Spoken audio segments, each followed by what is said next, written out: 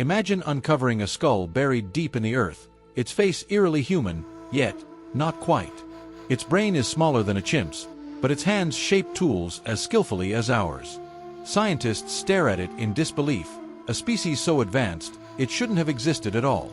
But it did. This is the story of the forgotten branch of humanity, a mysterious people who walked beside us, thought like us, and vanished without a trace, leaving behind a riddle evolution still can't explain. Imagine this: deep in the rising heat of a South African afternoon, a team of paleontologists stands frozen in disbelief. Before them lies a narrow limestone cave, half collapsed, half swallowed by time. Dust dances in the shafts of sunlight piercing through the rock, and nestled among ancient bones is something no one expected: a tiny skull, perfectly preserved, but wrong.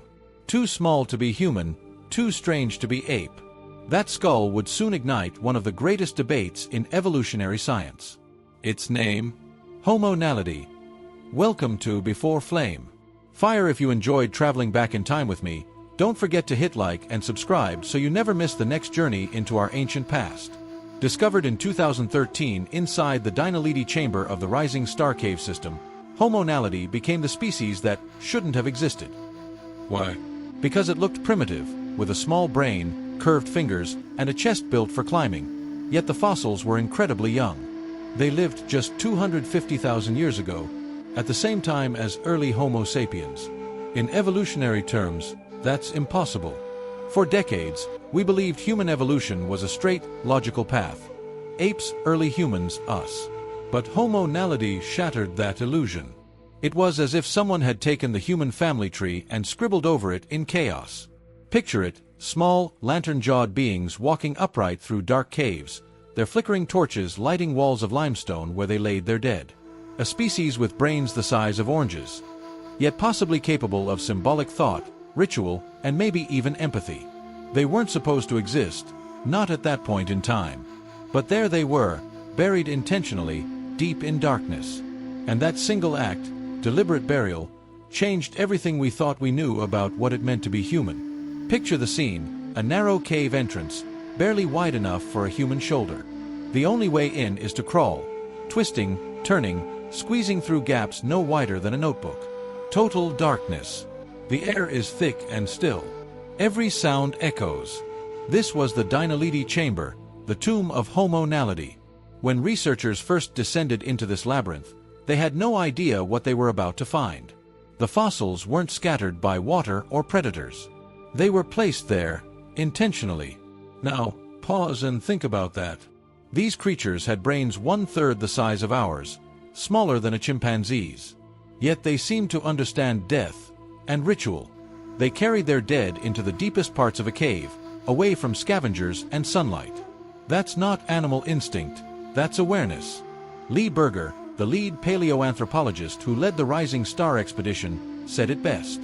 We were looking at a species that, by all rights, shouldn't have had this level of complexity. But the evidence was staring us in the face. Imagine the flicker of torchlight on those ancient walls, hands placing a lifeless body on the stone floor, perhaps murmuring sounds we'll never understand. It's haunting, isn't it? Because that act suggests something deeply human: emotion, memory, meaning. And that's the paradox. Homo naledi looked primitive but behaved sophisticatedly. They were small, but their impact on our understanding of humanity was enormous. The cave became a portal, not just into the past, but into the very origins of consciousness itself. What if intelligence wasn't just about brain size? What if emotion, cooperation, and ritual began long before Homo sapiens ever walked the earth? Those questions still echo in that chamber's darkness, and in the minds of every scientist who's ever dared to step inside. By now, the world was watching. Homo naledi had shattered long-held assumptions about human evolution. Small-bodied, tiny-brained, yet capable of behaviors that once seemed exclusively human: tool use, intentional burial, social cohesion. Scientists faced a difficult question: what defines a human? For centuries, we relied on brain size, upright posture, and complex culture. Yet here was a species that ticked only some of those boxes, and still astonished us. The fossils told a story of adaptability. Their hands were curved for climbing, suggesting they spent time in the trees. Their feet were built for walking long distances, and their deliberate placement of the dead hinted at a mind capable of abstract thought. Intelligence, it seemed, was not simply a matter of volume, but ingenuity and awareness. This tiny species forced a reckoning. Evolution wasn't linear. Humanity wasn't a straight ladder toward progress. The path was bushy, chaotic, and unpredictable, a branching tree full of surprises. Homo naledi wasn't a mistake.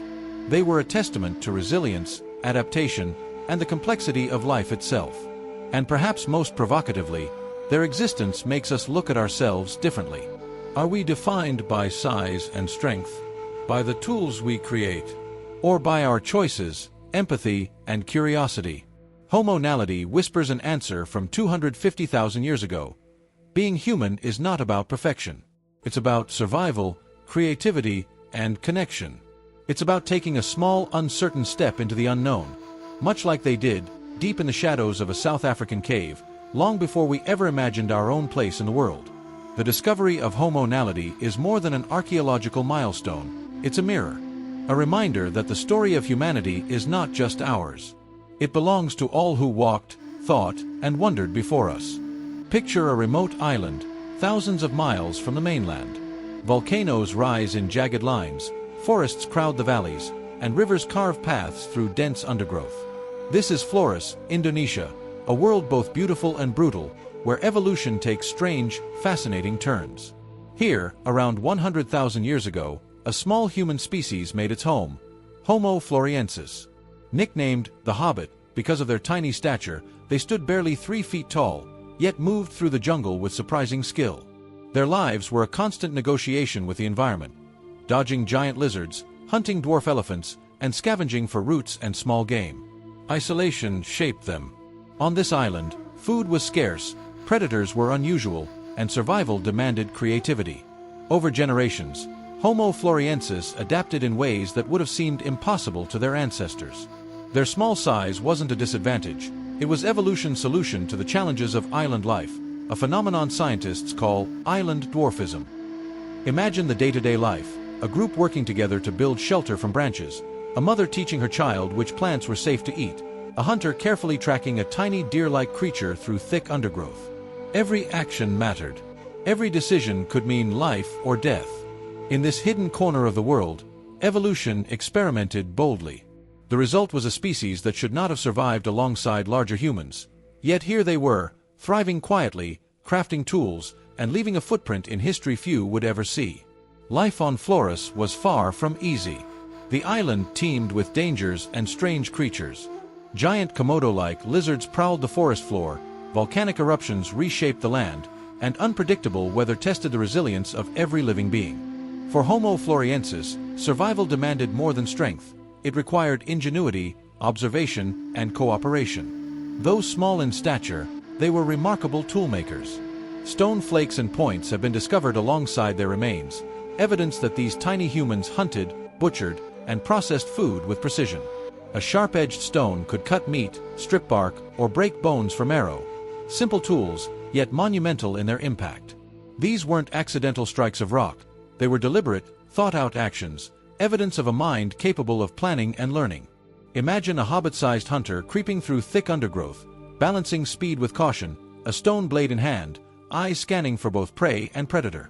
Meanwhile, others in the group collected food back to a makeshift shelter. Each task was coordinated, each action purposeful. Even in their small world, community mattered. Cooperation wasn't optional, it was survival.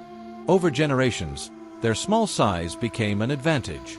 They could move silently through dense vegetation, hide from predators, and exploit resources that larger competitors couldn't. And yet, despite their adaptations, they remained vulnerable. A single eruption, drought, or unexpected predator could wipe out their fragile population. Homo floresiensis teaches us that evolution is unpredictable. Survival isn't always about size or brain power. Sometimes it's about resilience, creativity, and the ability to adapt to a world that seems stacked against you.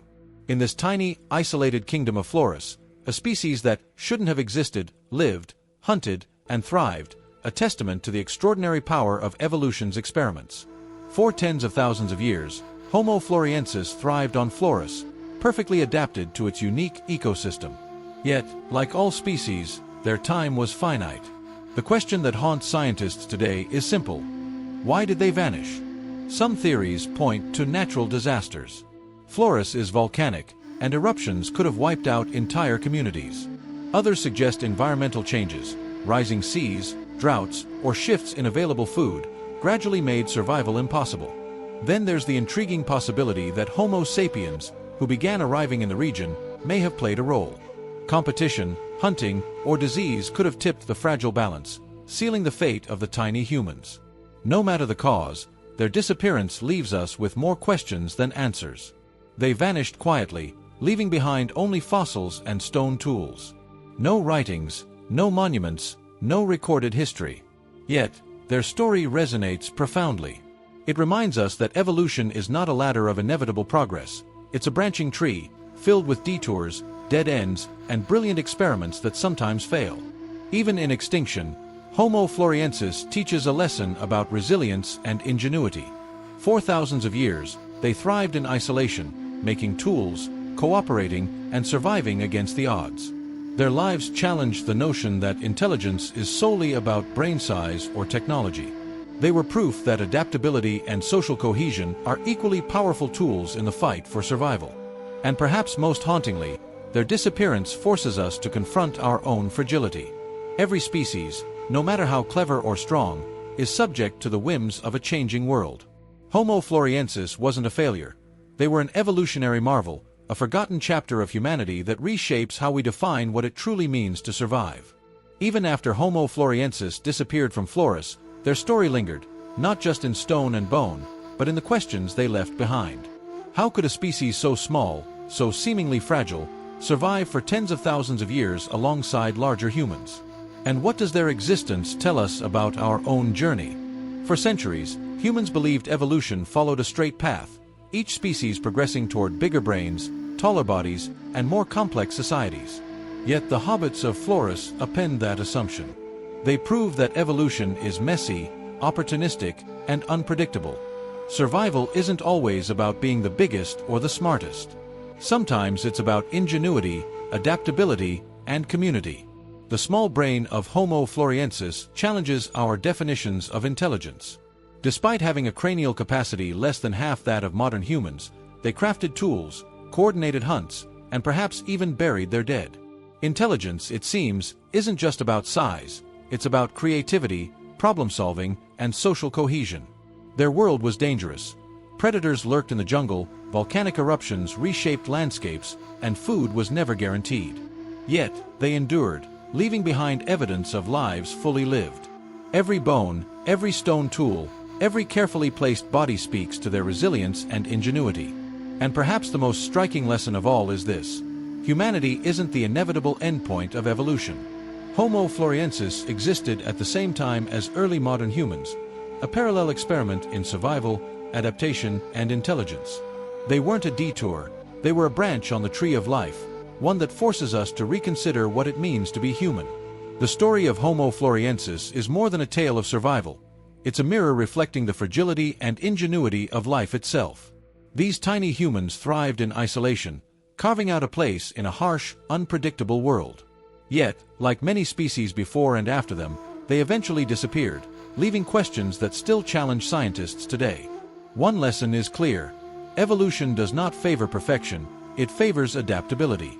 Homo floresiensis may have lacked a large brain or advanced language, but their intelligence manifested in other ways: creativity, cooperation, and resilience.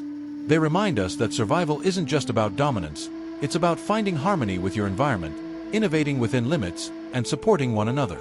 Their extinction also teaches humility. No species, not even humans, is guaranteed permanence. Environmental shifts, competition, and chance events can wipe out even the most resourceful. Homo floresiensis survived for tens of thousands of years, yet the forces of nature and the arrival of other humans eventually ended their line. Finally, their story challenges our perception of what it means to be human. Intelligence isn't solely a matter of brain size. Culture, empathy, cooperation, and ingenuity all play a role. The hobbits of Flores may have been small, But their actions echo through time, revealing that being human is as much about how we live together as it is about the tools we wield or the size of our skulls. In studying them, we gain insight into ourselves. Their victories, struggles, and ultimate disappearance remind us that humanity is not a straight line of progress but a complex, branching journey. One filled with brilliant experiments, detours, and forgotten heroes. Though Homo floresiensis vanished tens of thousands of years ago, their legacy still resonates.